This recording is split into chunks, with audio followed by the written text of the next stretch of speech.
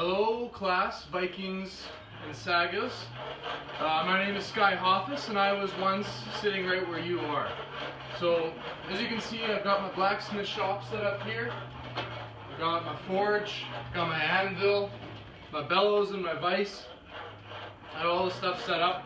So back when I was in Natalie's class a few years ago, I did a little bit of blacksmithing as a demo from back when the class was smaller.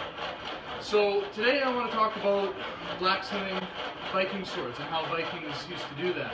So first things first is there weren't really any mines in Scandinavia, but where they got most of their iron was from bogs.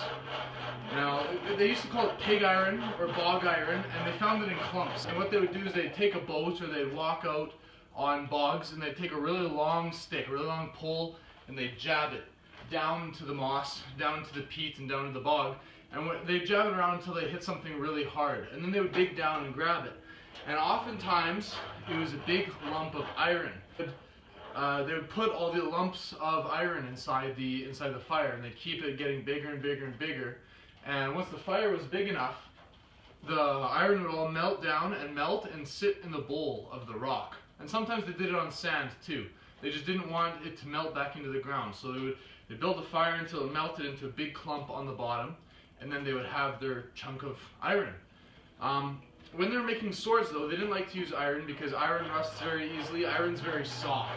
And although a lot of weapons were made from iron because that's all people could afford, what they would then do is they would take the iron and they'd have a crucible made out of clay or out of stone or however they did it, or however they chose, and they would melt it down, but instead of adding just the iron, they would add bone ash. Now the bone ash adds carbon into the steel, which actually makes the steel a lot stronger, a little bit more brittle, but it still has some flex to it. It's very strong, and that's kind of what we buy most of the time now is carbon steel. For blacksmiths, it's one of the most common things that you find anywhere, really. So once they do that, they would melt it down, they'd pour it into chunks, and then it was ready to forge, basically. They would often pour it into molds, so they have little bars or chunks like that.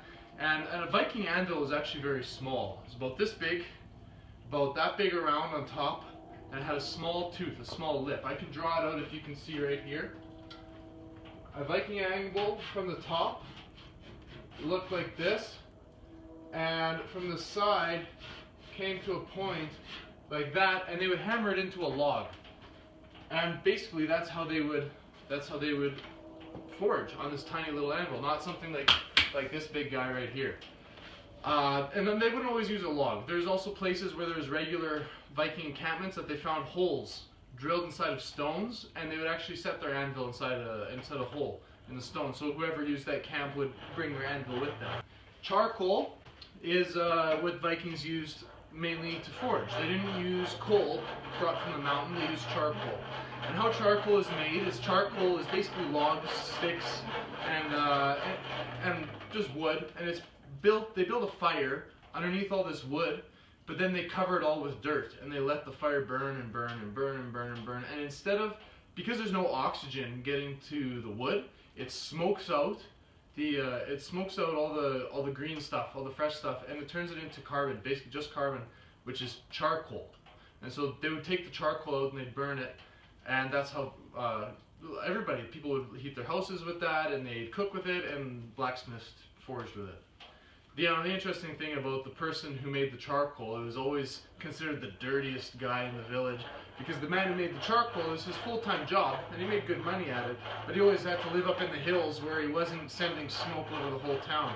So he's kind of a loner, and he often kept to himself and just made charcoal for everybody. So, though sometimes he went a little crazy being alone for so long. But what I'm using just to make time quick today is I'm going to take a piece of flat bar, come up to camera, flat bar like this. And now I normally wouldn't use this. I like to use round bar when I'm making blades, but just for the effort of time, I'm going to be using this.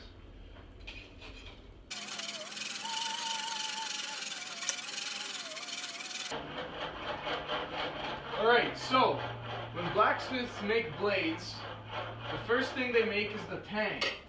Now the tang is basically the handle of the blade. So I'm going to forge one right now.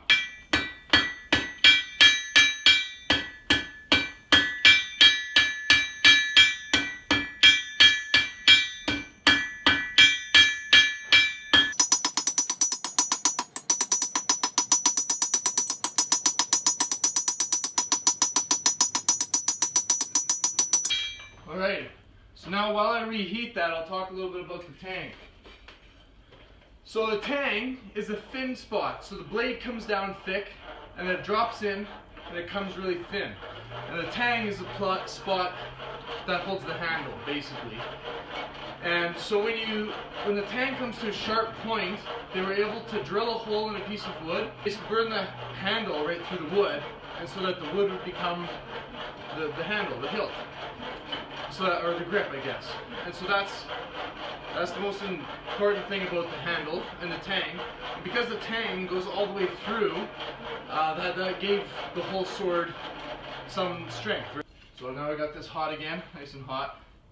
I'll show you, see it's coming to an angle a little bit.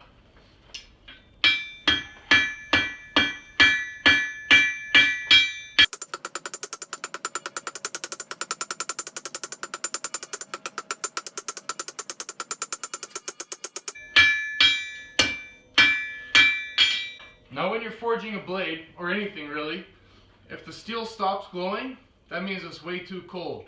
Once it stops glowing, you'll just break the steel. It'll start cracking, hairline fractures you won't see, but the tang can actually break right off if you hammer it cold. So you gotta keep the blade warm.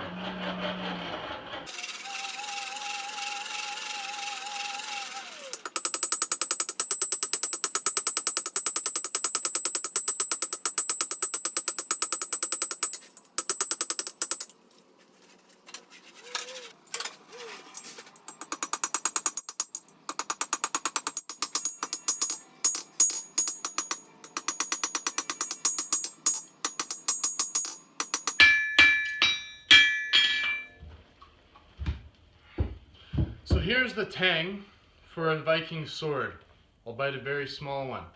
Now the importance with the tang, which comes out like this and closes in here, is that the guard will slide up here and stay there. The guard is a completely different piece of steel.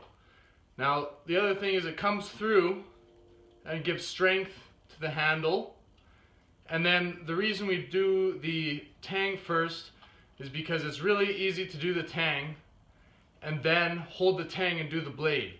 But if you try to do the blade first and then shape the tang, you'll end up bending and dinging and scraping up the blade. The average Viking sword length is about 40 inches or 100 centimeters. And that's not even quite 3.5 feet, just a couple inches short. So really, Viking swords were not all that long. But maybe the reason for that is so that in battle, when you're holding a sword and you swing it down like this, the tip won't touch the ground.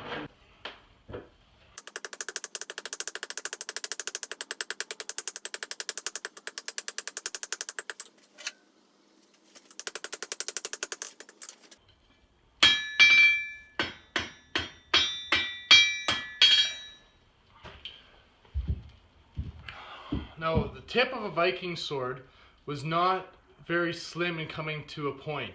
The tip of a Viking sword curved down. It was slightly more rounded than it was pointed. Now, here's my little example of the tip of a sword.